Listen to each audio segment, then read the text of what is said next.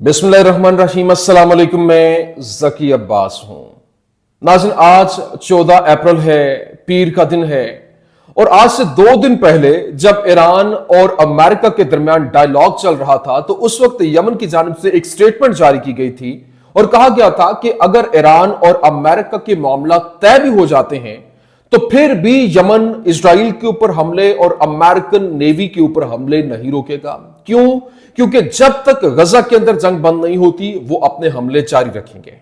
अभी उसके बाद जिस तरीके से बाकायदा तौर पर अमेरिका की जानिब से हमले किए जा रहे हैं और आए रोज वो एयर स्ट्राइक्स करते हैं और वहां पर मुतअद्दिद उनके जो गवर्नरेट्स हैं, मुतअद्दिद जो उनके इलाके हैं, उनको टारगेट पे लिया जाता है। कई लोग जो है वो जान की बाजी भी हार चुके हैं। लेकिन अभी यमन की जानिब से आज एक साथ 2 ऑपरेशंस किए गए। एक तो यमन की जानिब से हाइपरसोनिक मिसाइल जो है वो दागे गए, उनके साथ हमला किया गया, जिसके बाद जो इजरायली मिसाइल अड्डा है उसको निशाने पे लिया गया। इस हवाले से खबरें जो है वो सर्कुलेट कर रही हैं। ये ऑपरेशन वहां पर कैसे हुआ, ये बड़ी अहम सुनी गया। और फिर दूसरी जानिब जो अमेरिका के खिलाफ ऑपरेशन किया गया, क्योंकि अमेरिका की जानिब से जो यमनी होशी हैं उनको बाकायदा तौर पर वहां पर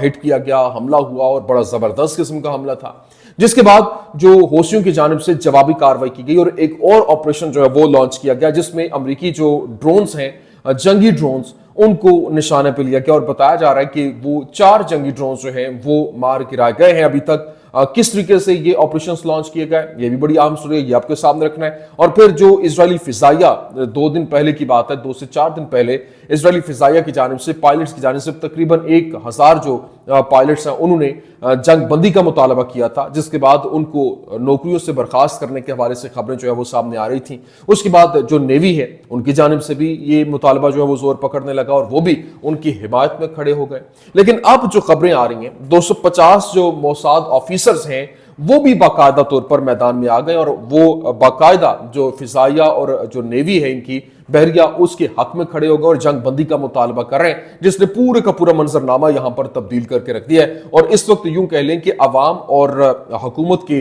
दरमियान जो है वो शदीद कशीदगी भी दिखाई दे रही। क्यों? क्योंकि गुज़श्ता रोज जो स्ट्राइक हुए हैं, उन्होंने जो स्ट्राइक्स किए, खबरें ये आ रही हैं कि उन स्ट्राइक्स के अंदर ही इनके अपने 2 जो कैप्टिव्स हैं, जो यरगमाली हैं, वो जान की बाजी हार गए हैं, जिसके बाद वहां पर अवाम के अंदर शदीद गम और गुस्सा भी पाया जा रहा है। ये क्या मामला, तमाम तर डिटेल्स 1 बाय 1 आपके सामने रखते हैं। अच्छा नाज़रीन, सबसे पहले मैं आपको बता दूं, देखिए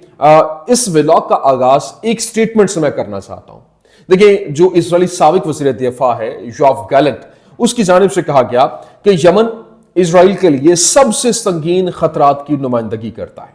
और अमेरिका होशियों के खिलाफ अपनी जंग में कामयाब नहीं होगा। ये मैं नहीं कह रहा, ये कौन कह रहा है? जो साबिक वज़ीर दिफा इजराइल योआव गैलेंट की जानिब से कहा गया। और ये ऐन उस वक्त कहा गया जब यमन की जानिब से हमले किए गए, क्योंकि हमलों की खबरें जो है वो सर्कुलेट कर रही हैं। इस हवाले से खबर ये सामने आ रही कि अल सवारी फैक्ट्री जो है उस पर अमरीकी जारहियत जो है वो की गई और अमेरिका की जानिब से फिजाई हमला किया गया। अब तक 6 लोग जो है वो जान की बाजी हार चुके, 26 लोग जख्मी हैं और शहरी दिफा की टीमें अब भी शोलों से लड़ रही हैं और मुतासरीन की तलाश की जा रही है, जबकि टॉल जो है वो बढ़ भी सकता है। इस हवाले से खबरें जो है वो भी सामने आ रही हैं। लेकिन अभी जो खबर सामने आ रही है कि यमन की जानिब से इजरायली मिसाइल अड्डे के ऊपर हाइपरसोनिक मिसाइल जो है वो फायर किए गए हैं। हौसी तर्जुमान की जानिब से इस बात की तस्दीक की गई है और जनरल याह्या सारी की जानिब से ये क्लेम किया गया, जो कि इजरायली फौज का तर्जुमान है, इजरायली होशियों का तर्जुमान है। और इस हवाले से बाकायदा तौर पर बताया गया कि जो इसका हदफ था वो सदोत मिशा जो इनका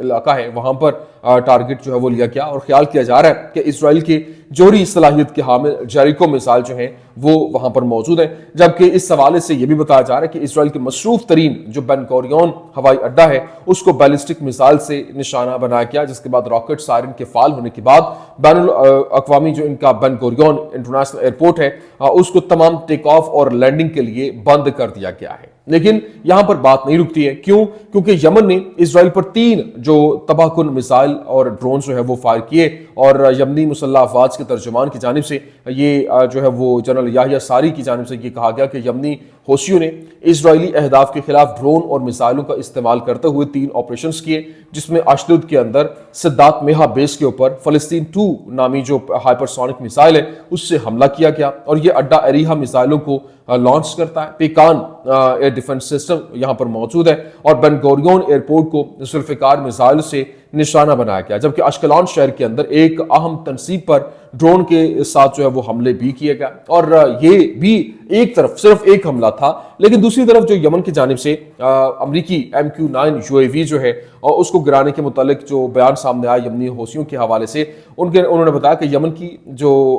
حوثی فورس ہے اس نے ایک امریکی MQ-9 ڈرون کو مار گرانے کا اعلان کیا، پہلے ایک مطلب کیونکہ جو کہ حجہ گورنری کے اوپر آسمانوں کے اوپر دشمنی کا مشن انجام دے رہا تھا، اور جو مقامی طور پر تیار کردہ سطح سے فضا میں مار کرنے والے میزائل کا استعمال کر رہا تھا۔ پھر یہ بھی بتایا گیا کیونکہ $30 ملین سے زیادہ اس کی قیمت ہے، $32 ملین امریکی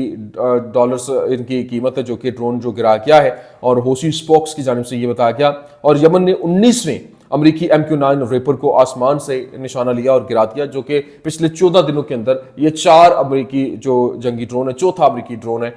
جنگی ڈرون، اس کو گرایا گیا ہے۔ اور انہوں نے حوثیوں نے کہا کہ انہوں نے بتایا کہ یمن کے آسمان پہ سیاحت جو ہے وہ نہیں ہو سکتی ہے، لیکن اس کے ساتھ ساتھ جو موساد کے 250 سے زائد آفیسرز ہیں، سابق آفیسرز، انہوں نے ایک خط پر دستخط کیے جس میں اسرائیلی پائلٹس کے تمام جو 59 اغوا کاروں کی واپسی کے لیے فوری معاہدے کے مطالبے کی حمایت کی گئی ہے، اور دستخط کرنے والوں میں موساد کے سابق سربراہان ڈینی یتوم، فراہیم حلیفی اور تعمیر پارٹو، اور اس کے علاوہ درجنوں سابق اعلیٰ حکام بھی شامل ہیں، جبکہ خط کے اندر اسرائیلی حکومت پر زور دیا گیا کہ وہ لڑائی جاری رکھنے پر جان بچانے کو ترجیح دیں۔ یہ ان کا جو یادوت اہرانوت اخبار ہے اس کی جانب سے رپورٹ کیا گیا، لیکن اس کے علاوہ اسرائیلی فوج جو ہے اس میں ایک جو نرم بغاوت ہے اور اس کو لے کر کہا جا رہا ہے، خبریں جو ہے وہ سرکولیٹ کر رہی ہیں، اور اسرائیلی فوج کی فضائیہ اور بحریہ کے افسران کی جانب سے زبردست قسم کا احتجاج جو ہے وہ بھی کیا جا رہا ہے، جبکہ اسرائیلی ٹی وی چینلز کے صحافیوں اور تجزیہ کاروں کی رپورٹ کے مطابق جنگ کے خاتمے کا مطالبہ کرنے والے جو پائلٹ ہیں اور نیول آفیسرز کے خط نے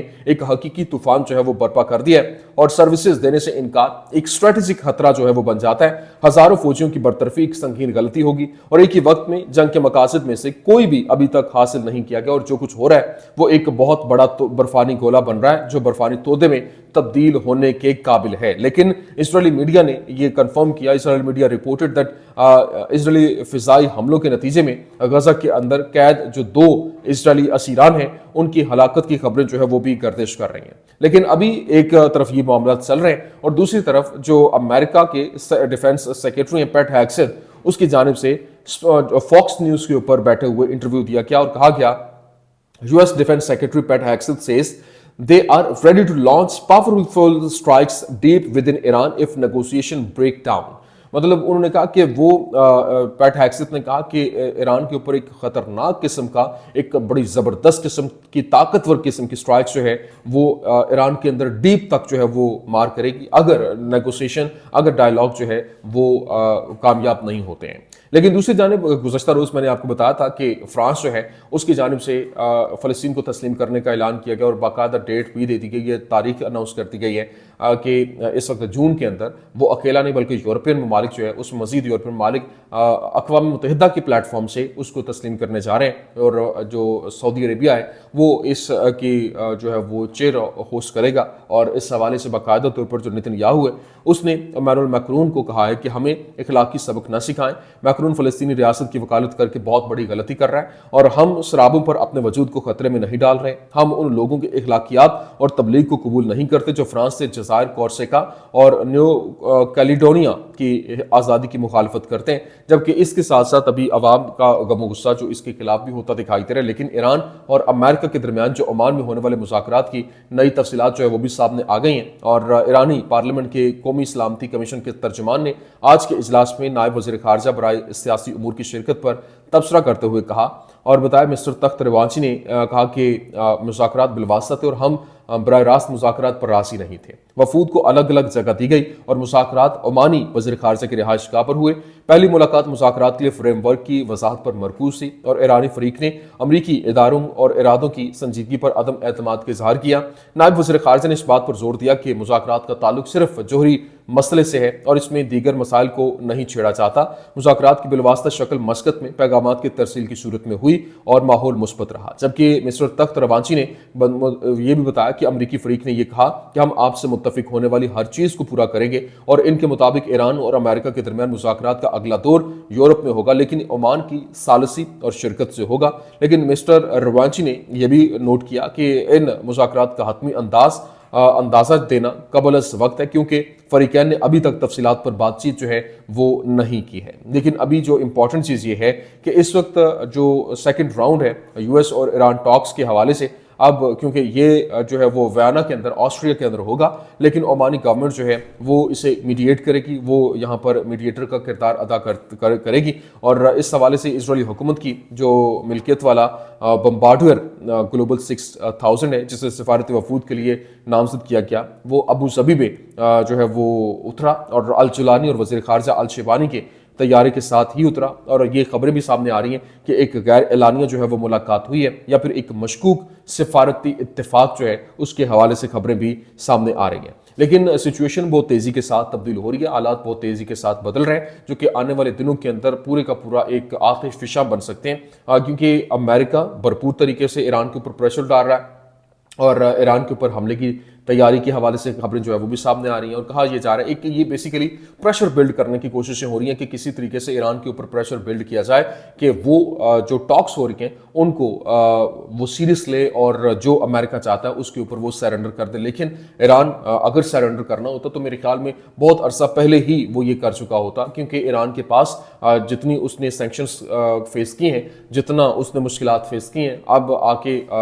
वो इस मामले के ऊपर जब वो मुकम्मल तौर पर उसके बहुत करीब पहुंच चुका है और इस पावर को हासिल करने के, तो आई डोंट थिंक सो कि ईरान जो है यहाँ पर इस तरह से वीक पॉइंट शो करेगा। और हाँ, दूसरा, क्योंकि इस वक्त जो इजरायली सदर की जानिब से, इजरायली वज़ीर आज़म की जानिब से बाकायदा तौर पर जो ईरान के अंदर भी रजीम चेंज करने के हवाले से खबरें जो है वो भी सामने आ रही हैं, क्योंकि वो वहाँ पर रजीम चेंज करने की भरपूर कोशिशें भी कर रहे हैं, लेकिन इसके बावजूद अभी तक ईरान के अंदर वो कामयाब नहीं हो सके हैं। जबकि ईरानी अवाम जो है वो आयतुल्लाह अली ख़ामनाई और जो उनके ईरानी सुप्रीम लीडर हैं उनके साथ भरपूर तरीके से खड़े हुए दिखाई देते हैं। और यही चीज़ है जो कि ईरान को बाकी एक मुल्क के तौर पर मुमताज़ करती है और उनको एक सपोर्ट देती है, क्योंकि वो एक ज़बरदस्त किस्म की ताकत बनकर उभरते हुए दिखाई दे रहे हैं। ये कुछ अहम तरीन अपडेट्स थी, मैंने कहा मैं आपके सामने रख दूं। उम्मीद करते हैं वीडियो आपको पसंद आई होगी। पसंद आने की सूरत में लाइक कीजिए, शेयर कीजिए और हमारे चैनल को सब्सक्राइब करना मत भूलिएगा। शुक्रिया।